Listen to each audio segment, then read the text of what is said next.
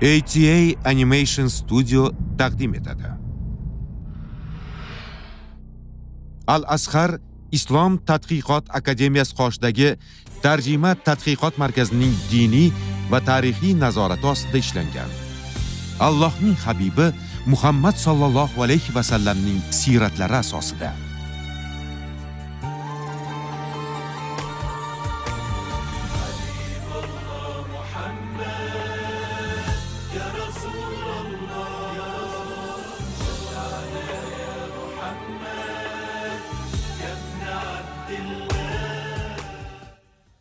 Allohning habibi Muhammad. 2-fasl 4-qism. Allohga hamd va sano bo'lsin. Payg'ambarlarning so'nggisi janobimiz Muhammad ibn Abdullohga Allohning salovat va salomlari yog'ilsin. Uhud g'azotidan keyin Makka va Madina o'rtasidagi voqealar turli qiyofaga kirdi. Madinadagi holat tamomila boshqacha edi. Uhudda sodir bo'lgan voqealar butun shaharga tarqab, ovoza bo'lishga ulgurdi.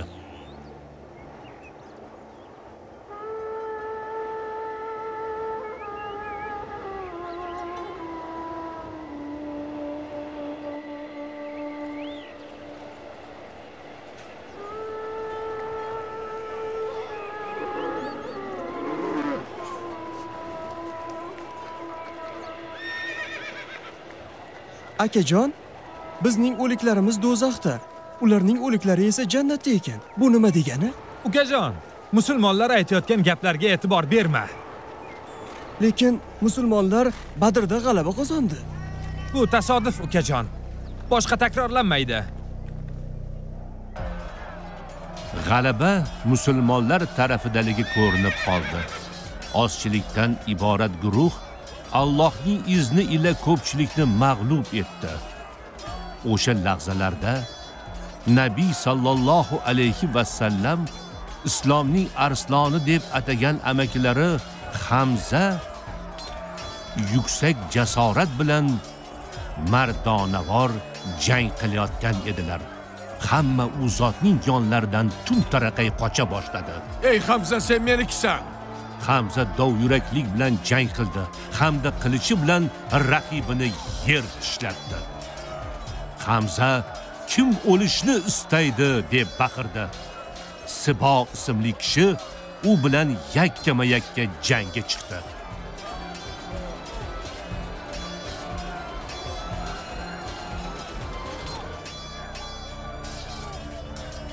Agar amakim Tuayma ibn Odiyni o'ldirganidek, sen ham payg'ambarning amakisi Hamzani o'ldirsang, seni ozod qilaman, ey vahshiy. Hamzani o'ldir, ey vahshiy. Uni o'ldirsang, senga shunaqangi mol dunyo beramanki, Makka va Qurayshning sayyidiga aylanasan. Uni o'ldir.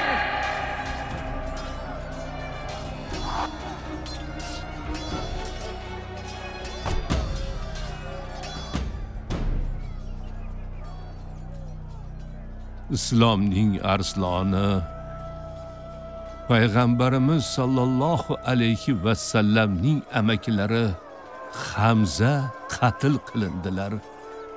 Payg'ambarimiz va musulmonlarning eng katta suyanchig'i bo'lgan Hamza vahshiyning nayzasi ila o'ldirildilar.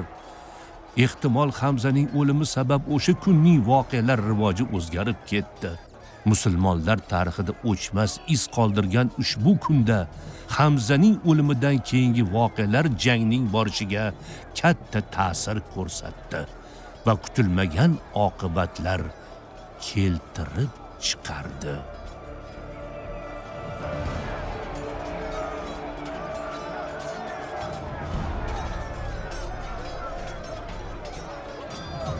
Qaranglar, biz g'alaba qozondik. Mushriklar orqaga qarab qochishmoqda. Ularning buyumlari o'lja bo'lib qolyapti. Yuringlar, biz ham pastga tushib o'ljalardan o'z nasibamizni olaylik. Hech kim joyini tashlab pastga tushmaydi. Rasululloh bizga har qanday holatda ham joyimizni tark etmasligimizni buyurganlar. Holingga voy bo'lsin ey Abdulloh. Biz g'alaba qozonib bo'ldik. Rasululloh qo'shin bilan birga g'alabani nishonlamoqdalar. Nima, sen bizni mushriklardan qolgan o'ljadagi haqqimizdan mahrum qilmoqchimisan? Qani ketdik yigitlar. Hech kim pastga tushmaydi. Yo'q, tushamiz. Yo'q. O'ljalarni qo'lga kiritamiz. Qani ketdik. Allohning roziligi uchun ortingizga qayting. Ortingizga qayting. Qayting.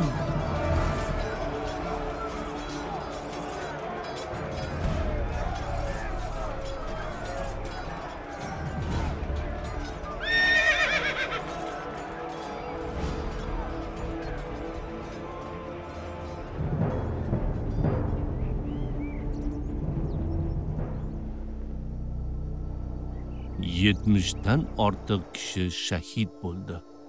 Ularning orasida Hamza ibn Abdul Muttalib, Mus'ab ibn Umayr va boshqalar ham bor edi.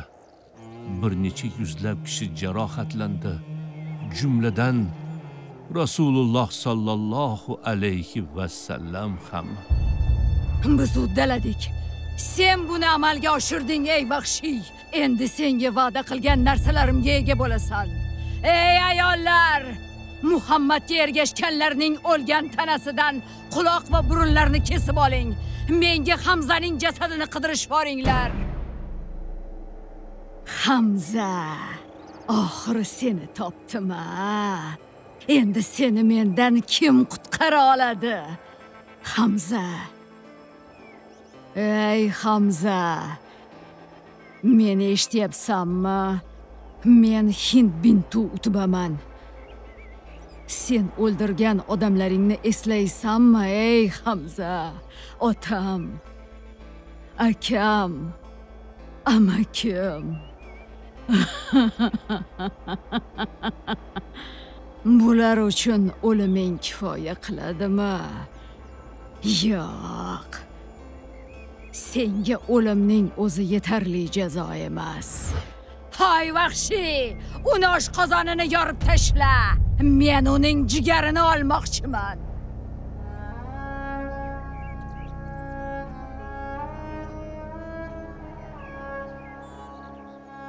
Hamzaning jasadini maydalab qornini yordi. Jigarini sug'urib olib chaynamoqchi bo'ldi. Lekin chaynay olmasdan tupurib tashladi.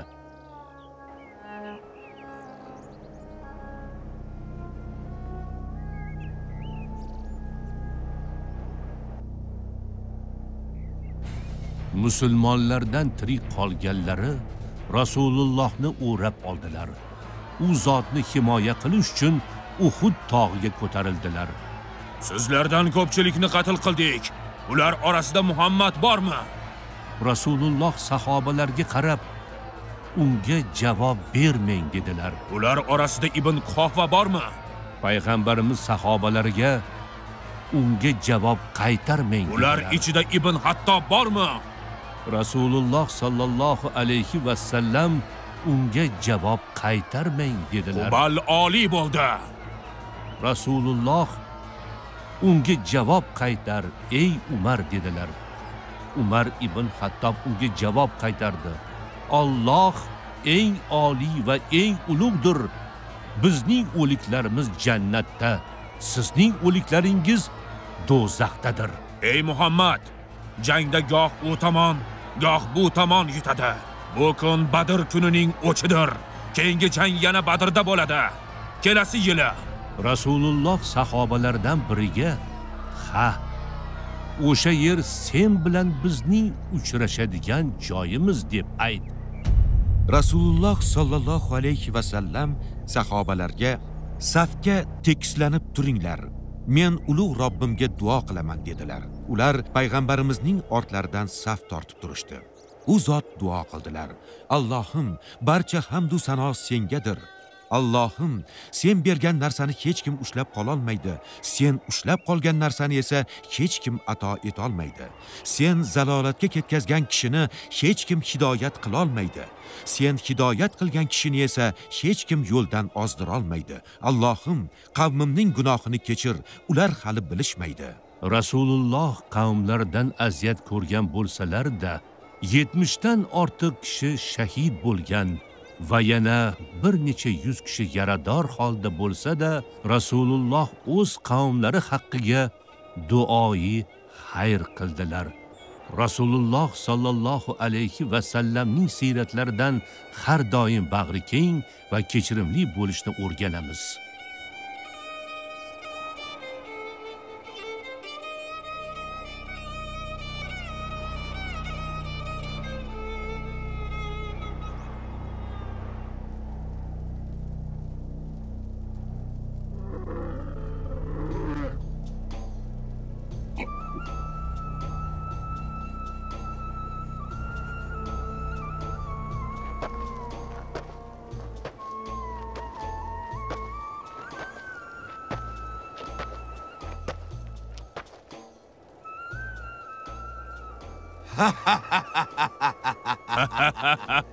G'alabadan keyin ko'ngil xushlik qilish juda ham yoqimli-da.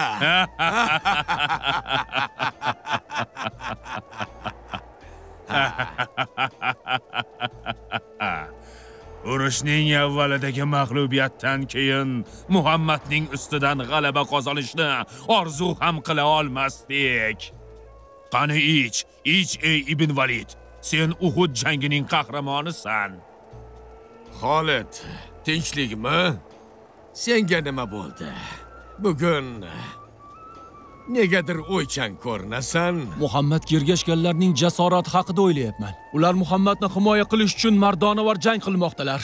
Ular Muhammadni tark etishdan ko'ra o'limni afzal ko'rmoqdalar. Balki meni himoya qilinglar deb ularga ayollardan tortiq qilgandir. Balki Muhammad ularga ko'plab mol-mulk bergandir.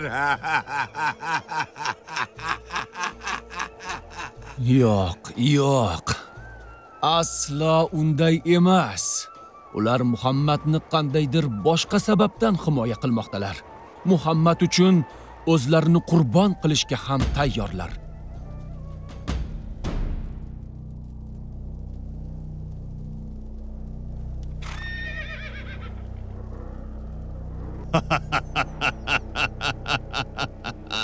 Sizlarga aytmaganmidim, Muhammad bizsiz hech kim emas deb.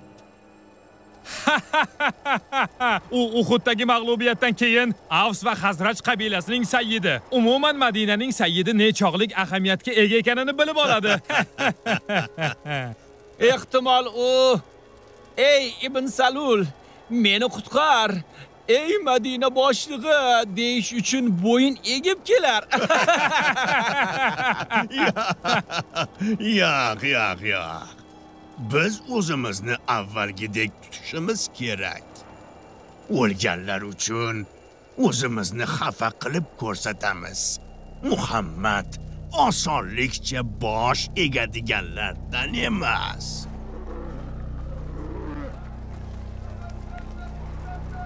Bugun Rasulullohning ahvollari qanday?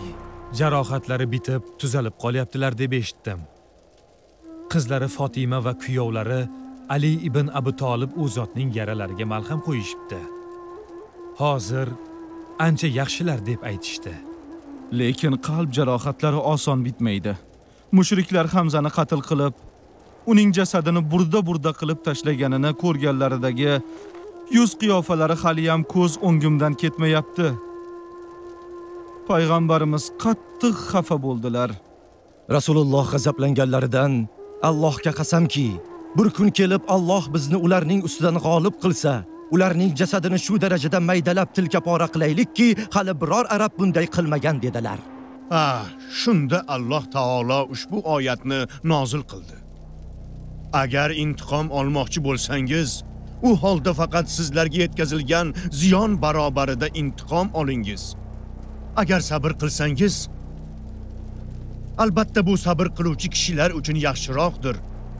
Sabr qil, sening sabring faqat Alloh ila bo'lur. Ular holiga xafa bo'lma, ular qilayotgan makrdan siqilma. Ulug' Alloh rost so'zlaydi. Ha, shunday qilamiz. Qurayshliklar bu safar bizdan qochib qutula olmaydi.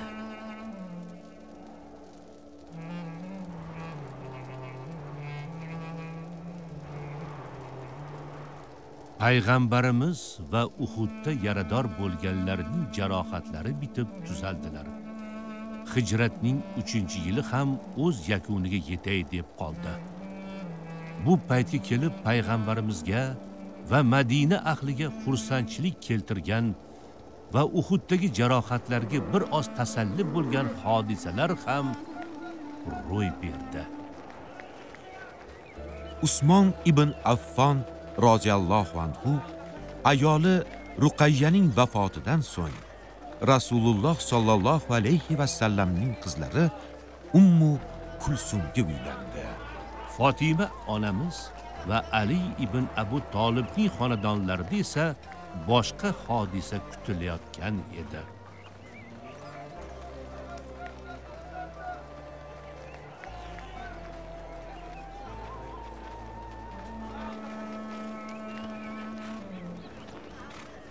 Alhamdulillah, Bekam Fatima chiroyli o'g'il farzandni dunyoga keltirdilar.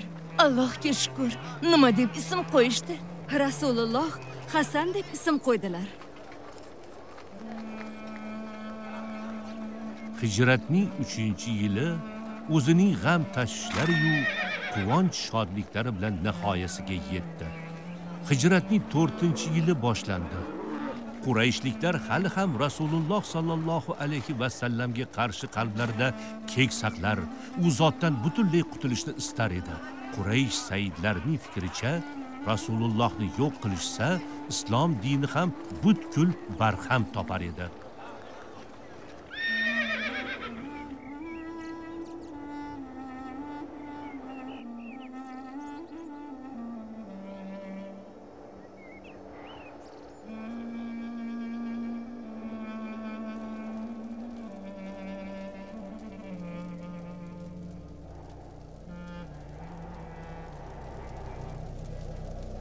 بسم الله الرحمن الرحيم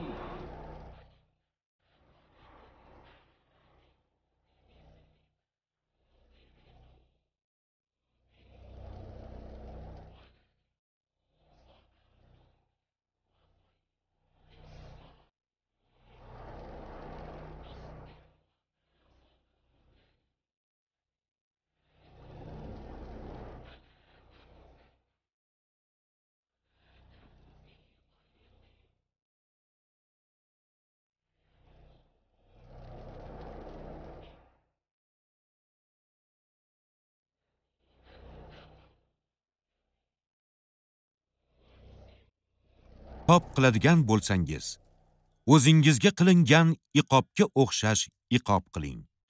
Agar sabr qilsangiz, albatta u sabr qilguvchilar uchun xayrlidir.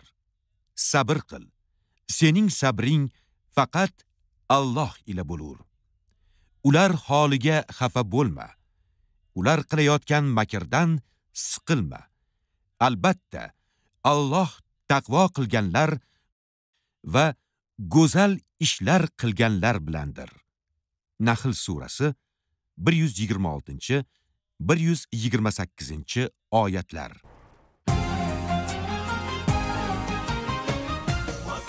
Film islom.uz portali buyurtmasiga binoan o'zbek tiliga o'girildi. Tarjimonlar: Olimxon Qodirov, Muslima Qodirova. Ilmiy muharrir Abdulazim Ziyovuddin. Dublajlar artistlaridan Mahmud Ismoilov, Boyir Xolmirzayev, Barno Qodirova, Laziza Azizzoda, Azizxon Latipov, Abdujabbor Fayziyev, Ahror Alijonov, Baxtiyor Yusupov, Ixtiyor Otajonov, Yorqin Ernazarov, Behzod Muhammad Karimov ovoz berishdi. Dublaj rejissyori Ulug'bek Shoynazarov. Ovoz rejissyori Bahrom Mametov. Rejissyor assistenti Davron Madyorov. Ma'mur Abror Yahyoyev. Prodyuser Abduvohid Sattiyev. Ijodiy guruh rahbari Ismoil Muhammad Sodiq. Filmda Shayx Muhammad Sodiq Muhammad Yusuf hazratlarining Qur'oni Karim va o'zbek tilidagi ma'nolar tarjimasi kitobidan foydalanildi. 2-fasl 4-qism tugadi.